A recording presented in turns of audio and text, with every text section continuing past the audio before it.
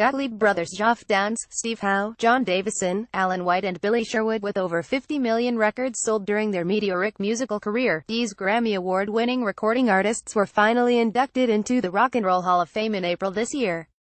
In an exclusive interview with Express.co.uk, guitarist and inspirational band leader Steve Howe reveals the band's 50th anniversary plans. He also discusses the history of this most successful of British bands. Steve remembers the day that he joined the band in 1970, which set him on a musical adventure that he is still enjoying. Steve recalls, "My audition was in Barnes and we played together, it clicked and I was off with them.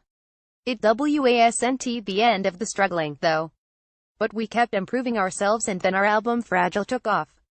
I guess early records at home by Les Paul, Tennessee Ford with Speedy West and Jimmy Bryant on steel and guitar, along with UK bands such as The Shadows." Steve Howe. Fragile is a certified platinum-selling album and firm fan favorite that initially displayed Steve's range of guitar styles and jazz tones. Howe reveals his early inspirations. "I guess early records at home by Les Paul, Tennessee Ford with Speedy West and Jimmy Bryant on steel and guitar, along with UK bands such as The Shadows.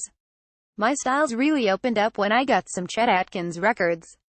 My brother Philip and sister Stella liked jazz, so I listened to Kenny Burrell and Tal Farlow. I also saw the legendary jazz guitarist Wes Montgomery at Ronnie Scott's club when I was 16 years old. Yes, live sets and songs can be both epic and musically involving. This requires high levels of concentration during live performances and is something that still doesn't come easily to the band." Steve opens, "Of course not if it was easy. It's a constant development of reaching deeper into the Yes catalog and working out how best to perform it. We want to keep as much of the original recordings layout with an awareness that we are on stage. NCYE's live sets and songs can be both epic and musically involving." With the passing away of the original founding member and bassist Chris Squire in 2015, it would have been understandable if the band had decided to call it a day. But with the determination of his fellow band members, drummer Alan White, keyboardist Jeffrey Downs and singer John Davison, to continue, clearly this was never an option. Steve has many fond memories of Chris Squire. He said, "In the early days, we played together on a bass odyssey as part of the A Venture song on the Yes album in 1971, which we both enjoyed a lot. Chris was always last to get his part in, but it was always worth the wait. He took care of the bass department like no other. I liked the rare times when it was just us talking and sharing ideas, but this didn't happen often enough, alas." Squire suggested that musician Billy Sherwood be the right person to take over the bass duties in the band. This role is something that Billy has made his own on their recent North American tour. Howe agrees Billy has adapted in his own way, and if anyone knows the bass department, then that person is Billy. Also, Chris' vocal parts were vital too, so Billy's hands and vocal cords are really full on when we play. With a UK tour announced for early 2018 and a live album about to be released, Steve is candid as to what the band's fans can expect by way of celebrating their 50th milestone. Steve said, "We want to mark this anniversary with a tour that encompasses some of our best-loved work. We want to play things that we enjoy and songs that we haven't done for a while. The UK will hear us play Side 1 and 4, and an excerpt from Side 3, of the seminal Tales from Topographic Oceans album. We shall expand the setlist from there, drawing from our recent list of one song drawn from each of our first 10 albums." Howe further adds, "Setlists for the summer 2018 USA tour are currently being discussed.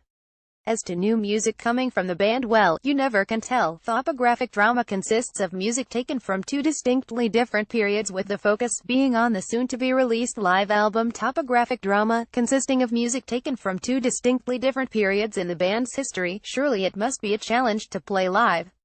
Steve answers, "No, we don't find it difficult. They're not very similar recordings, yet they sit very well together.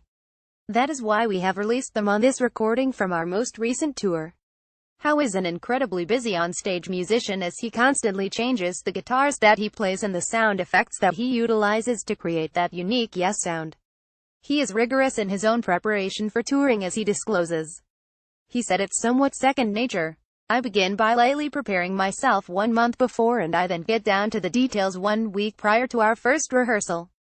The sounds are then programmed with Steve Burnett. We then develop the recorded guitar sound in my Line 6 Helix pedal board, where all the guitar tones and effects are generated.